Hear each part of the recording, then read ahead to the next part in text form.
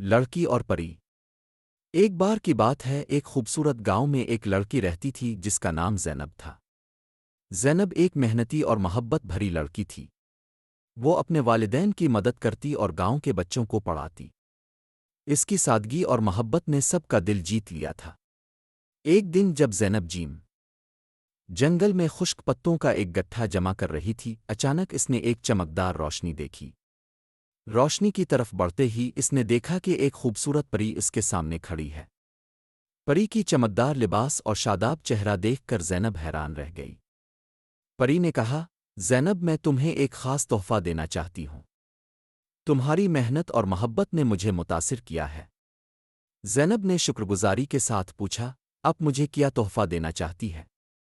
پری نے مسکرا کر جواب دیا، میں تمہیں 3 خواہشیں پوری کرنے کا وعدہ کرتی ہوں۔ لیکن یاد رکھو، یہ خواہشیں تمہیں دوسروں کی بھلائی کے لیے استعمال کرنی ہوں گی۔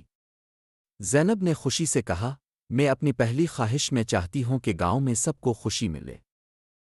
پری نے اپنی جادوئی چھڑی سے گاؤں پر روشنی ڈالی اور پورے گاؤں میں خوشی اور محبت پھیل گئی۔ لوگوں نے اپنی مشکلات کو بھول کر خوشیوں میں ڈھلنا شروع کر دیا۔ دوسری خواہش میں زینب نے کہا، میں چاہتی ہوں کہ گاؤں کے لوگوں کو صحت اور تندرستی حاصل ہو۔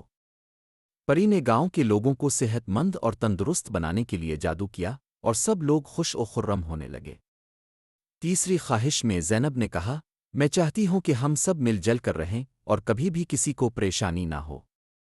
پری نے ایک آخری بار اپنی چھڑی جھلکائی اور گاؤں میں امن و سکون کی فضا قائم کر دی۔ پری نے زینب کو شکریہ ادا کرتے ہوئے کہا، تمہاری دل کی خوبصورتی اور خیرات نے تمہیں یہ تحفے دلوائے ہیں۔ ہمیشہ اپنے دل کو خوبصورت رکھو۔ پری نے چمکدار روشنی میں تحلیل ہو کر غائب ہو گئی۔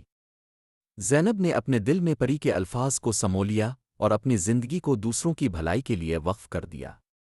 اور یوں زینب اور اس کے گاؤں کی زندگی خوشیوں اور امن سے بھر گئی اور سب نے مل کر ایک خوشحال زندگی گزار۔